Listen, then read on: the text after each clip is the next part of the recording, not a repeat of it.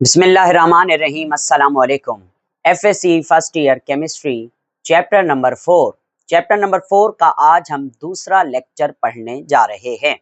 पहले लेक्चर में हमने ये देखा कि मोल किसे कहते हैं और एवोगैड्रोस नंबर क्या होता है और मोलर मास कौन सी चीज है। तो आज का जो लेक्चर है वो इन तीनों टर्म का कॉम्बिनेशन है। मतलब आज हम देखेंगे what is the relationship between mole, molar mass and Avogadro's number. यानी मैं ये कह सकता हूं कि कल वाला लेक्चर और आज वाला लेक्चर एक ही चीज है, कोई फर्क नहीं है। तो आइए समझते हैं हमारी बुक क्या कहती है। मैंने आपके सामने नाम लिखा है टॉपिक का कि रिलेशनशिप यानी ताल्लुक between mole, molar mass and Avogadro's number, जिसे हम Na से जाहिर करते हैं।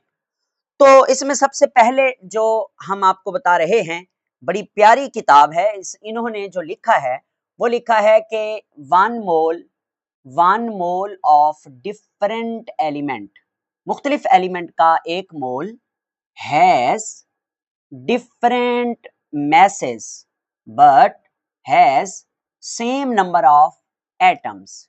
इसका क्या मतलब है?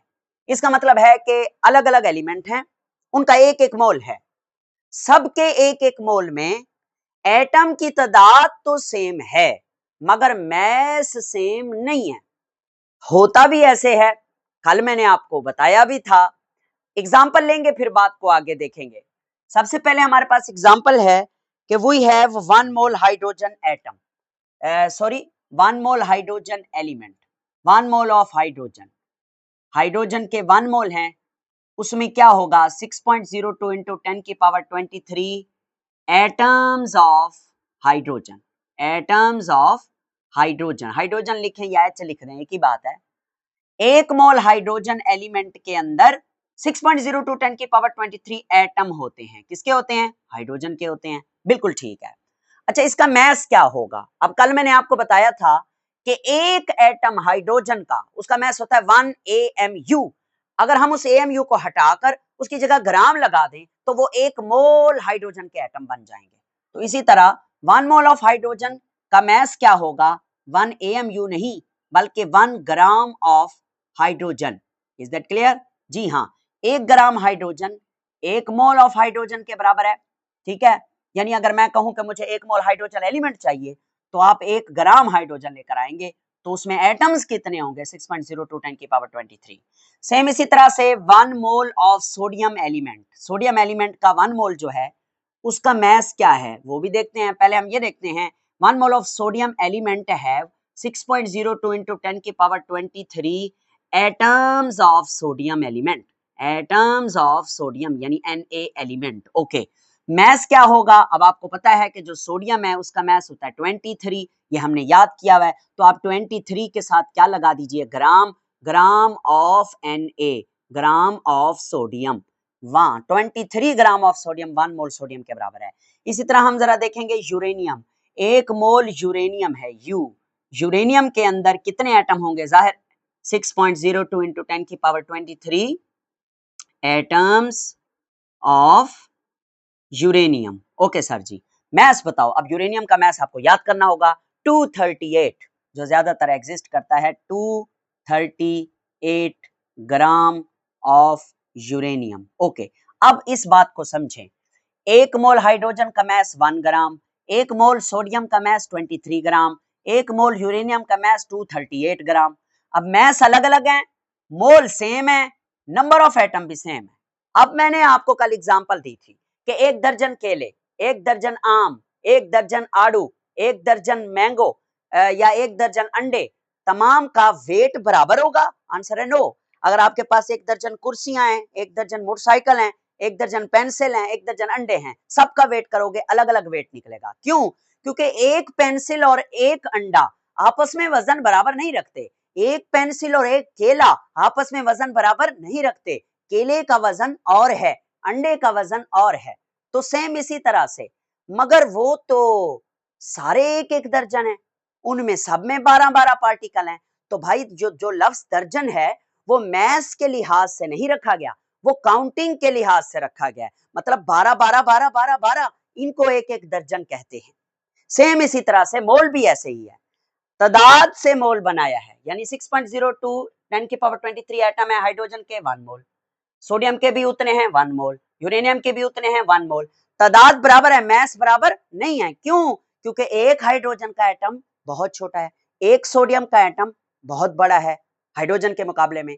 तो जब एक एटम बहुत बड़ा है तो 6.02 इंटू 10 की पावर 23 एटम बहुत ज्यादा बड़े होंगे, इसलिए मैस भी ज्यादा होगा। यानी यहां से अगर आपको वो क्वेश्चन पूछे कि one sodium atom 1Na atom जो है, एक सोडियम का जो एटम है वो 23 टाइम हैवियर है, किससे? हाइड्रोजन से। One sodium atom is 23 time heavier than one hydrogen atom. एक हाइड्रोजन के एटम से एक सोडियम का एटम 23 टाइम भारी है, बिल्कुल। जब ही तो 1 ग्राम हाइड्रोजन 1 मोल के बराबर है और 23 ग्राम सोडियम 1 मोल के बराबर है। यानी कि अगर आप तराजू लेते हैं, उसके एक पलड़े में एक सोडियम का एटम रखते हैं तो दूसरे पलड़े में आपको 23 हाइड्रोजन के एटम रखने पड़ेंगे, तब जाके वो दोनों पलड़े बराबर होंगे। जी हाँ, आपको समझ आ गई है, मुझे पता है। अब हम एलिमेंट के बाद कंपाउंड की तरफ चलते हैं। बात वही है, सिर्फ टर्म चेंज हो जाएगी। 1 mole of different compounds has different masses but same number of molecule. Mass different है, मॉलिक्यूल की तादाद सेम है। मिसाल लेते हैं, बहुत प्यारी एग्जांपल हमारी बुक में 1 मोल ऑफ वाटर कंपाउंड है। वाटर एक कंपाउंड है। सर ये हमें कैसे पता चलेगा कि कंपाउंड कौन है और एलिमेंट कौन है? जिसमें सेम टाइप के एटम हो वो एलिमेंट होता है, जिसमें डिफरेंट टाइप के एटम हो वो कंपाउंड होता है। जैसे H2O में मुख्तलिफ एटम्स हैं तो ये कंपाउंड है, ग्लूकोज कंपाउंड है, चीनी कंपाउंड है। तो 1 मोल ऑफ पानी कितने मॉलिक्यूल होंगे? अब मॉलिक्यूल की बात करेंगे, एटम्स की नहीं। 6.02 10 के power 23 molecules of water, WATER यूं लिख दें, ओके। उसके बाद इसका मैस कितना होगा? मैस तो हमें कैलकुलेट करना होगा, मोलर मैस। कैसा? H2O, 2 हाइड्रोजन 1 ऑक्सीजन, मैस कितना बनता है? 18। 18 लिख के उसके साथ ग्राम लगा दें। 18 gram of water, 18 gram of H2O बराबर होता है किसके? 1 मोल के। यानी मैं अगर कहूं मुझे 1 मोल पानी पिलाओ बच्चों, मुझे प्यास लगी है, मेरा गला खुश्क हो गया पढ़ा पढ़ा के, तो आप जाओगे, आप जो है 18 ग्राम पानी तोलोगे और मेरे पास ले आओगे, सर जी ये लो पी लो, ये 1 मोल पानी है, पियो पियो पियो, 1 मोल पानी है। तो मैं कहूंगा इसमें मॉलिक्यूल कितने हैं? आप कहोगे 6.02 10 की पावर 23 मॉलिक्यूल हैं। पी जाओ, मजे करो, मौसम अच्छा है, ओके। उसके बाद नेक्स्ट देखें, 1 मोल ऑफ ग्लूकोज C6H12O6, आप बचपन से पढ़ते आ रहे हैं, ग्लूकोज है।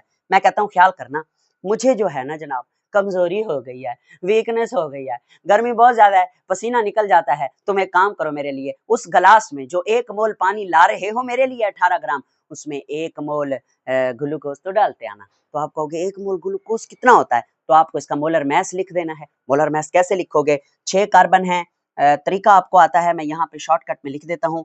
6 कार्बन है तो पहले आप लिखो 6, हर एक कार्बन का मैस कितना होता है? 12, जमा हाइड्रोजन कितने हैं? 12, ओके। एक हाइड्रोजन का मैस कितना होता है? 1, जमा कितने ऑक्सीजन हैं? 6, 6, एक ऑक्सीजन का मैस कितना होता है? 12। इस सारे को जब आप कैलकुलेट करोगे तो ये तकरीबन आंसर निकलेगा 180, 180 यानी 180। 18 ग्राम पानी में 180 ग्राम ग्लूकोज आप डाल के मेरे पास ले आओगे, ये तो बहुत ज्यादा है। तो ये तो सर जी सही नहीं होगा, कॉम्बिनेशन बहुत मीठा हो जाएगा। मैं कहूंगा कोई बात नहीं, मैं मीठा मीठा पी लूंगा, ओके। खैर, तो आगे के 180 gram glucose 1 mole of glucose के बराबर है और इसमें मॉलिक्यूल कितने होंगे? 6.02 इंटू 10 की पावर 23 मॉलिक्यूल ऑफ ग्लूकोज होंगे, ये याद रखें। उसके बाद जरा नीचे देखते हैं, एक और एग्जांपल उन्होंने खड़काई है। ये वाली एग्जांपल है 1 मोल ऑफ C12H22O11, ये चीनी का फार्मूला है, सक्रोज जिसे हम कहते हैं। इसमें 6.02 10 की पावर 23 मॉलिक्यूल्स होंगे, molecules of sucrose, sucrose, okay. तो मल्टीप्लाई नहीं लगाना, अच्छा। तो खैर आगे, अब इसका मैस क्या होगा वो आप कैलकुलेट कर लें, सेम इसी तरीके से जैसे हमने ग्लूकोज का कैलकुलेट किया। तो ये 342 निकलता है, मैं लिख रहा हूँ 342 gram of sucrose, 342 gram of sucrose is equal to 1 mole of sucrose, और इसमें मालिक्यूल कितने होंगे? अच्छा, ये C12H22O11 ये एक मालिक्यूल को जाहिर कर रहा है, ऐसे ही 6.02 10 की पावर 23 मालिक्यूल होंगे। टाइम नहीं जाया करता, आगे चलता हूं।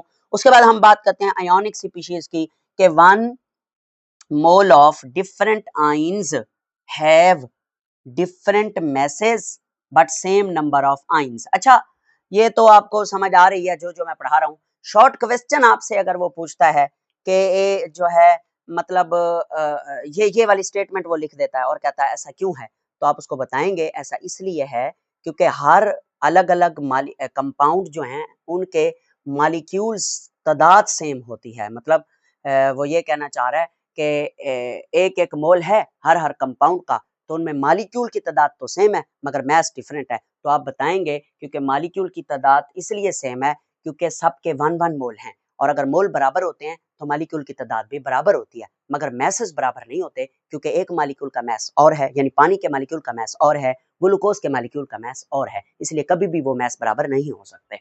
ओके, लास्ट है जी, इसमें 1 मोल ऑफ डिफरेंट, मैंने बता दिया मुख्तलिफ आइंस हैं, ठीक है, उनके मैस डिफरेंट हैं मगर तादाद सेम है, तो वो दोबारा वही बात है। 1 मोल ऑफ सल्फेट आइन SO4-2 इसे सल्फेट आइन कहते हैं, इसमें 6.02 10 की पावर 23 आइंस ऑफ सल्फेट होंगे, आइंस ऑफ SO4-2। जरा मैस कैलकुलेट करके देखें, सल्फर का कितना होता है 32, 4 ऑक्सीजन का 64, 32 और 64 96 ग्राम ऑफ SO4-2। सेम इसी तरह से 1 मोल ऑफ नाइट्रेट आइन NO3-1 इसे नाइट्रेट कहते हैं, इसमें 6.02 10 की पावर 23 आइंस ऑफ नाइट्रेट होंगे NO3-1। मैस देखो आप, इसका मैस ये क्या है, नाइट्रोजन का 14 होता है, एक ऑक्सीजन का 16 होता है, सारे को कैलकुलेट करो तो 62 इसका टोटल मैस बनेगा, 62 ग्राम ऑफ NO3-1। तो ये हो गया जो किताब में लिखा हुआ है। अब हमें पेपर में ज्यादातर, यहाँ से तो कोई शॉर्ट क्वेश्चन ही आएगा, लॉन्ग तो नहीं आता, पेपर में हमें वो न्यूमेरिकल देता है कि न्यूमेरिकल जो है आप फाइंड आउट इसकी वैल्यू निकालें, इसको सॉल्व करें। तो न्यूमेरिकल कैसे आप करेंगे, उसके लिए इन्होंने किताब वालों ने एक शॉर्ट ट्रिक बताई है कि अगर आपके पास मोल्स हैं पड़े तो आपको कहा है मैस फाइंड आउट करो, तो आप कैसे निकालेंगे? अगर आपके पास मोल्स मौजूद हैं तो आपको कहता है number of particle find out करो, तो कैसे मालूम करेंगे? तो उन्होंने कहा आपके पास मोल्स हैं, ठीक है, मोल्स, आप मोल्स, जो भी मोल्स आपके पास मौजूद हैं उन मोल्स को आप क्या करो, उन मोल्स को आप मल्टीप्लाई कर दो मोलर मैस के साथ, जो भी मोलर मैस है, मोल्स जो भी हैं उन मोल्स को मोलर मैस के साथ मल्टीप्लाई करोगे तो आपके पास मैस इन ग्राम यानी गिवन मैस निकल आएगा। सेम इसी तरह से अगर आप नंबर ऑफ पार्टिकल्स में जाना चाहते हैं, मोल्स आपको दिए गए हैं, नंबर ऑफ पार्टिकल्स आपसे पूछे हैं, तो फिर आप उसी मोल्स को मल्टीप्लाई कर दोगे एवोगैड्रोस नंबर के साथ, तो आपको नंबर ऑफ पार्टिकल मिल जाएंगे। ये आसान शॉर्टकट है, ठीक है, सही है, मगर मैं जो है आपको यहाँ से कुछ फार्मूलाज समझाता हूँ, यानी ये टेक्निक बिल्कुल ठीक है, मगर मैं एक ऐसी टेक्निक बता रहा हूँ जिससे आप नंबर ऑफ पार्टिकल से मोल में आ सकते हैं और मोल से नंबर ऑफ पार्टिकल में जा सकते हैं, फिर इसी तरह से मोल से मैस में आ सकते हैं, मैस से मोल में जा सकते हैं। इसलिए मैं इसको जरा थोड़ी देर के लिए डिलीट का बटन दबाता हूं और आपको समझाता हूं। देखें भाई, आपने आपने मोल का एक जनरल फार्मूला पढ़ा हुआ है, आपको पता है कि भी मोल का जनरल फार्मूला क्या है? मोल का जनरल फार्मूला है, मैं यहां लिखता हूं, मोल का जनरल फार्मूला है N is equal to M/M, यानी given mass over molar mass, ठीक है। यानी अगर आपने मैस से मोल में जाना है, ठीक है, तो आप ये नीचे वाला फार्मूला लगाते हो, जो भी मैस उसने आपको दिया हुआ होता है उसको आप ऊपर पुट करते हो, नीचे मोलर मैस पुट करते हो, जो डिवाइड करने से जवाब आता है वो मोल्स आ जाते हैं, ठीक है। अब मेरी बात सुना, अगर आपके पास मोल्स हैं, मोल से आप मैस में आना चाहते हैं, तो इसी फार्मूले की डिजाइनिंग करनी है। कैसे? मतलब इस m को आप इधर ले जाओगे, ये m जो है वो नंबर ऑफ मोल से मल्टीप्लाई हो जाएगा, बराबर है m हो जाएगा, ऊपर वाला फार्मूला बनेगा m is equal to number of mole multiply by capital M यानी मोलर मैस। ये जो ऊपर वाला फार्मूला है मोल से मैस में जाने के लिए है, मैस में जाने के लिए यहाँ मोल लगाओगे, यहाँ मोलर मैस, जो आपकी किताब ने नहीं लिखा था कि मोल को मल्टीप्लाई कर दें मोलर मैस से तो आपके पास मैस आ जाएगा, ये वही है, मैंने सिर्फ फार्मूला बनाकर आपके सामने लिखा है ताकि आसानी हो। ओके, इसको काट दें, आगे चलते हैं नेक्स्ट। अब इधर देखो, अब मैंने कल आपको बताया था कि अगर आपके पास मोल्स होते हैं तो आप नंबर ऑफ पार्टिकल में कैसे जाते हैं। तो मैंने ये फार्मूला आपको कल बताया था। मैंने बताया था कि अगर आपके पास मोल्स हैं पड़े तो आप नंबर ऑफ पार्टिकल में कैसे जाएंगे। मोल्स हैं पड़े उसको मल्टीप्लाई कर दें Na से, यानी मोलर मास एवोगैड्रो नंबर के साथ। इस कैपिटल N का मतलब है number of particle, number of particle, number of atom, number of molecule, number of ion, number of formula unit, number of electron, कुछ भी हो सकते हैं। तो N में जाना है, जो भी मोल है उसको जरब दे दो किसके साथ, एवोगैड्रो नंबर के साथ। ओके, अब इसका उलट नीचे, यानी अगर आप नंबर ऑफ पार्टिकल से किस में आना चाहते हैं, मोल में आना चाहते हैं, मोल में आना चाहते हैं, तो इस Na को इधर ले जाओ, ये हो जाएगा number of mole is equal to number of particle divided by Avogadro's number. तो ये 4 फार्मूलाज हो गए हैं और तीर का निशान आपको बता रहा है आपने कहां से कहां जाना है।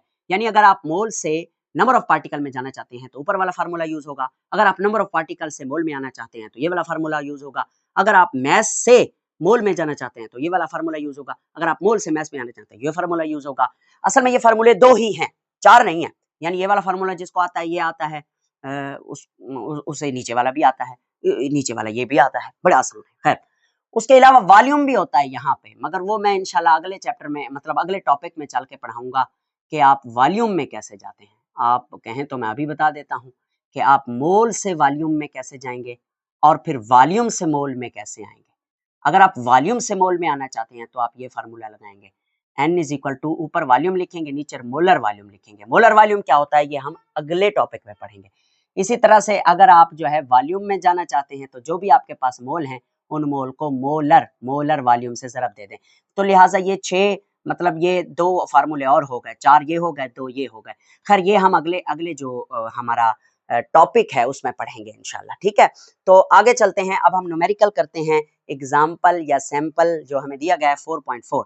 4.4 न्यूमेरिकल क्या है कि आपके पास 3.6 इंटू 10 की पावर 24 तादाद है, 24 मालिक्यूल हैं, किसके हैं, ग्लूकोज के। आपने मोल्स फाइंड आउट करने हैं। अच्छा, अब उसने मालिक्यूल आपको दे दिए हैं, मोल आपसे पूछ रहा है, कौन सा फार्मूला, ये वाला फार्मूला। मालिक्यूल उसने दे दिए हैं, मोल वो आपसे पूछ रहा है। तो इस फार्मूले को इधर लिखता हूँ, mole is equal to number of molecule divided by Avogadro's number. Output करते हैं, नंबर ऑफ मालिक्यूल कितने हैं, 3.76 है, इंटू 10 की पावर क्या है, 23। ये मैं इसे उड़ा देता हूँ, 10 की पावर 23 डिवाइडेड बाय Na क्या होता है, 6.02 इंटू 10 की पावर 23। एक्सक्यूज मी, ये 24 है, गलती नहीं करनी, ये 24 है। ओके हो गया। अब आगे चलना, अब ऐसा करो, ये वाला जो पॉइंट है, ये वाला पॉइंट, ठीक है, इस पॉइंट को आप यहाँ कर दो, मतलब इस पॉइंट को आप यहाँ कर दो, इधर इधर, मतलब राइट साइड पे ले जाओ, तो ये बन जाएगा 37.6 इंटू 10 की पावर 23। क्योंकि जब भी हम पॉइंट को राइट साइड पे मूव करवाते हैं तो 10 की पावर अगर पॉजिटिव में है तो उसमें कमी आ जाती है, मैथ वालों से पूछ लेना, डिवाइडेड बाय ये होगा 6.02 इंटू 10 की पावर 23। 10 की पावर 23, 10 की पावर 23 से कैंसल, 37.6 डिवाइडेड बाय 6.02, इसका जवाब आएगा 6.25। इसका जवाब राउंड ऑफ करके 6.25 आएगा और MOL लगा देंगे। This is the final answer. हमने क्या किया सॉरी, मोल जो है वो मालूम कर लिया। अब आगे चलते हैं, उसके बाद नेक्स्ट जो हमारा न्यूमेरिकल है वो है number of atoms in 2.3 gram of sodium. Sodium का आपके पास 2.3 ग्राम है, यानी सोडियम का मैस उसने दे दिया 2.3 ग्राम। आप उसको, वो कहता है नंबर ऑफ एटम मालूम करके दो, यानी कि capital N, number of atom मालूम करो। इसके लिए हमें मोलर मैस की जरूरत है। मोलर मैस हमें पता है सोडियम का कितना होता है 23, यूनिट क्या होता है, ग्राम पर मोल। ओके, अब कहां से कहां जाना है, नंबर ऑफ एटम को मालूम करना है, किसकी मदद से, मैस की मदद से।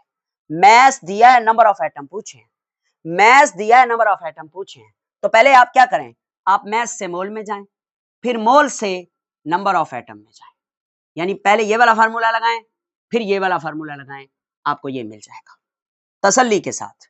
देखो पहले ये N is equal to M over M, given mass कितना है, गिवन मैस है 2.3 डिवाइडेड बाय 23, आंसर 0.1 है, 0.1। ये नंबर ऑफ मोल्स आ गए, मोल से नंबर ऑफ पार्टिकल में जाना है, तो इसी मोल को ये जो आए हैं 0.1, इसको एवोगैड्रो नंबर से, यानी ये वाला फार्मूला लगा के आप सॉल्व कर सकते हैं। 6.02 इंटू 10 की पावर 23। अच्छा मजे की बात, ये 0.1 क्या होता है? 0.1 को कैसे लिखोगे आप? आप 0.1 को लिखोगे 10 की पावर -1 इंटू 6.02 इंटू 10 की पावर 23। अच्छा 10 की पावर 23, 10 की पावर -1, काटो इसको, 23 में से -1 चला गया, 22। आंसर आएगा number of atom is equal to 6.02 into 10 की पावर 22। जी अब हम डिस्कस करेंगे न्यूमेरिकल 4.6। 4.6 में एक इंटरेस्टिंग इंफॉर्मेशन बताई गई है, वो ये है कि अमेरिका में एक अखरोट पाया जाता है जिसे ब्लैक वॉलनट कहते हैं, यानी काला अखरोट। क्या सर ये पाकिस्तान में भी होता है? बिल्कुल नहीं, पाकिस्तान में ये नहीं उगाया जाता, हमारे यहाँ तो आम अखरोट होता है। अच्छा ये जो ब्लैक वॉलनट है, इसके इस अखरोट के जो छिलका है उसमें से एक केमिकल रिलीज होता है जिसे जुगलॉन कहते हैं, जिसका फार्मूला है C10H6O3। इस जुगलॉन को देखें कि इसका काम क्या है। ये जुगलॉन क्या करता है? ये एक जहरीला केमिकल है, ये उस काले अखरोट के दरख्त के इर्द गिर्द जितने भी गैर जरूरी पौधे होते हैं उनको मार डालता है। क्यों? क्योंकि वो गैर जरूरी पौधे अगर उगे हुए होंगे अखरोट के दरख्त के साथ तो वो पानी चूस जाएंगे, वो मिनरल ले जाएंगे और अखरोट सही तरह से हो नहीं पाएगा। सवाल है क्या ये सिर्फ अखरोट के छिलके से निकलता है जुगलॉन? आंसर है नहीं। ये जुगलॉन जो है ये ना सिर्फ छिलकों से निकलता है बल्कि उस काले अखरोट के दरख्त की जड़ों, उसके तन्ने, उसके पत्ते, तमाम चीजों से निकलता है। इवन दो जो पत्ते गिरते और जमीन पर पहुंचते हैं ना तो पानी बरसता है उन पत्तों की, या वो पत्ते गल सड़ जाते हैं तो वो पत्तों में मौजूद भी जुगलॉन जो है वो जमीन में चला जाता है और साथ साथ मौजूद गैर जरूरी मतलब जो इसके लिए जरूरी नहीं है, जो इसके दरख्त को नुकसान पहुंचाते हैं उनको ये किल करता है, हर पौधे को ये किल नहीं करता। ओके जी, तो अब हम जुगलॉन के बारे में, इस केमिकल के बारे में एक न्यूमेरिकल करते हैं। क्या इंटरेस्टिंग इंफॉर्मेशन, जुगलॉन का फार्मूला आपके सामने है, कहता है इसका मोलर मास मालूम करके दो। अभी करते हैं मोलर मास, हमें तरीका आता है। कितने कार्बन है? 10। तो आप यहाँ पे लिख लें molar mass capital M is equal to 10 hydrogen carbon है तो 10, और एक कार्बन का मास कितना होता है? 12 जमा 6 हाइड्रोजन है तो 6, एक हाइड्रोजन का मास कितना होता है? 1 जमा 3 ऑक्सीजन है तो 3, एक ऑक्सीजन का मास कितना होता है? 16। अब आप सारे को जब कैलकुलेट करते हो तो इसका जो आंसर है वो निकलता है 174 ग्राम पर mole. This is the molar mass of juglone chemical, ये ऑर्गेनिक कंपाउंड है। नेक्स्ट आगे देखे हैं, वो कहता है दूसरे पार्ट में नंबर ऑफ मोल्स कैलकुलेट करने हैं 0.87 ग्राम ऑफ जुगलॉन में। तो जुगलॉन का मोलर मास तो हमारे पास है पड़ा, नंबर ऑफ मोल कैलकुलेट करना है। नंबर ऑफ मोल का फार्मूला आपको आता है N is equal to given mass over molar mass. तो गिवन मास क्या है? गिवन मास है 0.87 ग्राम और मोलर मास क्या है? 174, ठीक है, ग्राम पर मोल। तो इसको डिवाइड करें तो इसका आंसर निकलता है हमारे पास नंबर ऑफ मोल्स। आंसर कितना आएगा? आंसर आएगा जनाब 0.005 मोल, 0.005 मोल, ये इसका आंसर है। ओके, यहां पर आके ये न्यूमेरिकल खत्म हो जाता है। नेक्स्ट आगे देखते हैं, क्विक चेक की तरफ आते हैं। क्विक चेक जो हमारी बुक में होते हैं शॉर्ट क्वेश्चंस, आप बच्चे खुद कहते हैं कि सर सारे क्विक चेक करवा दिया करें, फिर टाइम लगता है। मुझे पढ़ाने में कोई हर्ज नहीं है, लेक्चर लंबा हो जाता है, आपके जीबी ज्यादा खर्च होंगे, आपका नेट ज्यादा खर्च होगा, मुझे मसला नहीं है, मैं जो एक दो पढ़ा सकता हूँ सारे भी। नंबर ऑफ मोल्स आपने कैलकुलेट करने हैं 27.10 इंटू 10 की power 25 atoms of copper. Copper के इतने एटम आपके पास मौजूद हैं, यानी नंबर ऑफ एटम्स कितने हैं? नंबर ऑफ एटम्स किसके? कॉपर के। नंबर ऑफ एटम कितने हैं? 27.10 इंटू 10 की पावर 25 एटम है, 27 नहीं 25 एटम है। आपने नंबर ऑफ मोल्स मालूम करने हैं, एटम दिए गए हैं मोल्स मालूम करने हैं, एटम दिए गए हैं मोल्स मालूम करने हैं। नंबर ऑफ एटम यानी नंबर ऑफ पार्टिकल, मोल मालूम करने हैं। यही फार्मूला लगा दो, ये फार्मूला लगाओ इसका ना, नंबर ऑफ मोल्स मालूम करने हैं तो वो वाला formula N over N A, N over N A. अच्छा N क्या है? नंबर ऑफ एटम, वो ऊपर लिख दें 27.10 इंटू 10 की पावर 25 डिवाइडेड बाय Na क्या होता है? 6.02 एवोगैड्रो नंबर 10 की पावर 23। बेहतरीन तरीका ये है कि अगर आप इसको मतलब 23 करना चाहते हैं तो इस पॉइंट को आप इधर ले जाएं, इस जगह पे, तो ये बन जाएगा आपके पास 2710 डिवाइडेड बाय 6.02। अच्छा, और मल्टीप्लाई 10 की पावर 23 मल्टीप्लाई 10 की पावर 23 से कैंसल। अब 27 10 को डिवाइड कर दें 6.02 से, जब ये काम आप करेंगे तो आपके पास आंसर निकलेगा 450.17, 450 पॉइंट, बल्कि मैं नीचे लिख लेता हूँ या यहाँ 450.17। और क्योंकि आपने मोल मालूम किए हैं तो मोल का जो यूनिट है वो मोल ही आता है, MOL। तो ये इसका आंसर है। क्विक चेक 1 हो गया। अब क्विक चेक 2 करते हैं। क्विक चेक 2 क्या है? मालिक्यूल्स ऑफ 1 into 10 की पावर 6 ग्राम ऑफ आइसोपेंटाइल एसीटेट। ये आइसोपेंटाइल एसीटेट एक एस्टर है, ऑर्गेनिक कंपाउंड है, और इसकी जो मतलब फ्लेवर है वो बनाना जैसा होता है, बनाने जैसी खुशबू ये देता है। जब कोई शहद की मक्खी काटती है इंसान को एक किसी जगह पर, मतलब एक इंसान ने छेड़ा किसी शहद की मक्खी को, तो उसने इंसान को जिल्द पर काटा, जब वो काटती है तो उसके डंक में भी ये केमिकल मौजूद होता है, आइसोपेंटाइल एसीटेट। तो फ्लेवर काज करता है, खुशबू फैलाता है, जायका फैलाता है, किसका? बनाना का, केला का। तो वो जो खुशबू फैलती है केले वाली, वो बाकी मक्खियां भी सूंघ लेती हैं और वो भी दौड़ पड़ती हैं कि तेरी छितरोल करेंगे, आज तेरा काम कर देंगे, तुझे सुझा देंगे, हम मोटा डब्बा बना देंगे।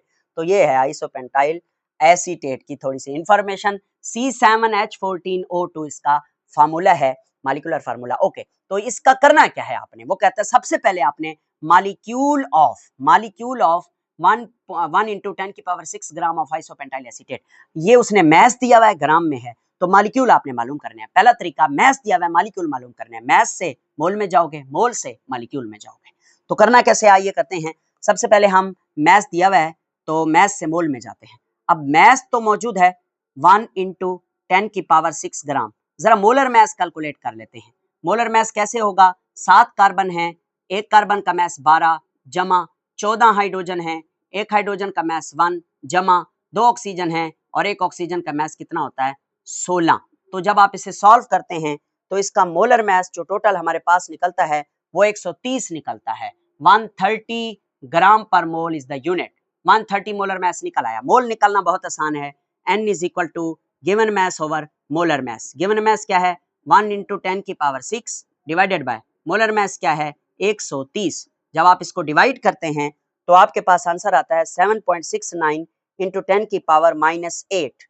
7.69 into 10 की पावर -8, ये इसके मोल निकल आए हैं। जब मेरे बेटे मोल निकल आए तो नंबर ऑफ मॉलिक्यूल निकालना बहुत आसान है। नंबर ऑफ मॉलिक्यूल निकालने के लिए आप ये ऊपर वाला फार्मूला इस्तेमाल करेंगे। फार्मूला मैं आपके सामने लिखता हूँ, number of molecule is equal to mole into Avogadro's number.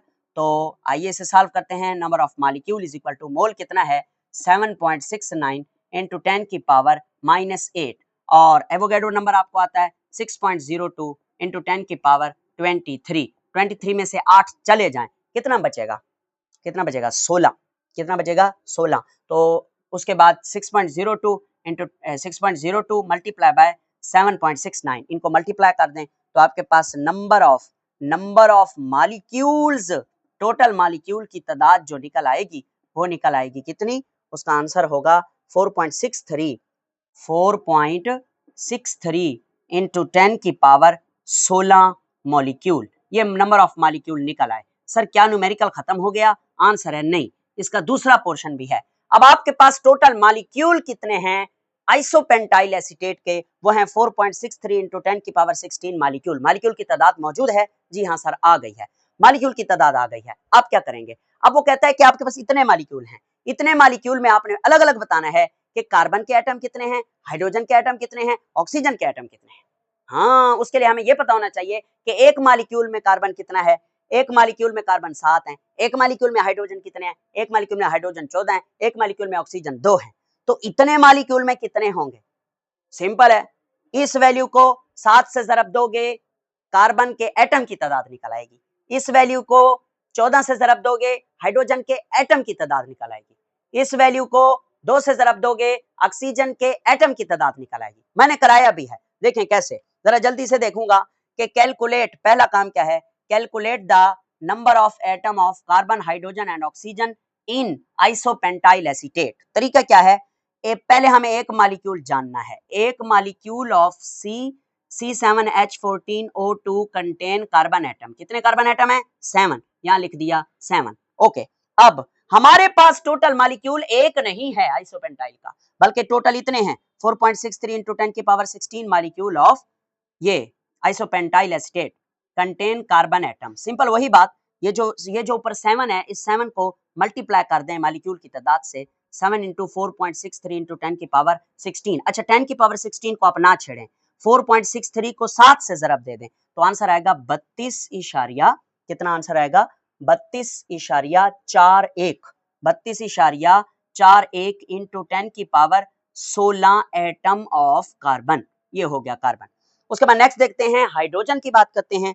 तो उसके लिए हमें ये जानना है कि 1 molecule of isopentyl acetate contain hydrogen atom. एक मॉलिक्यूल में कितने हाइड्रोजन एटम है? 12। कितने हैं? 12 बल्कि 14 हैं, सॉरी 14 हैं, 12 नहीं है। तो 12 नहीं है तो 14 हैं, तो हम इसे 14 से मल्टीप्लाई करेंगे, बिल्कुल। तो 14 को अच्छा ओके हो गया। अब आगे 4.63 इंटू 10 की power 16 molecule of isopentyl acetate contain hydrogen atom. इसी 14 को मल्टीप्लाई कर देंगे 4.63 10 की पावर 16 से। तो 10 की पावर 16 को वैसे रहने दें और 14 को मल्टीप्लाई करें 4.63 से। इसका जवाब आएगा 64.82। 60 अगर यहाँ नहीं नजर आ रहा तो मैं यहाँ लिख देता हूँ 64.82 इंटू 10 की पावर 16। ये क्या है? एटम्स। किसके हैं? हाइड्रोजन के। ओके, आखिरी रह गया ऑक्सीजन। तो उसके लिए है 1 molecule of isopentyl acetate contain oxygen atom 2। एक मॉलिक्यूल में 2 एटम हैं, तो हमारे पास जो मॉलिक्यूल है उसको 2 से जरब दे देंगे। तो 4.63 इंटू 10 की power 16 molecule of C7H14O2 contain oxygen atom. 2 into 4.63 into 10 raise to power 16। इसका जो जवाब आएगा वो आएगा 9.26। क्या जवाब आएगा? 9.26 इंटू 10 की पावर 16। आओ जी, एटम ऑफ ऑक्सीजन। ठीक है, मैंने अब आपको सारे क्विक चेक करवा दिए हैं। अल्लाह हाफिज।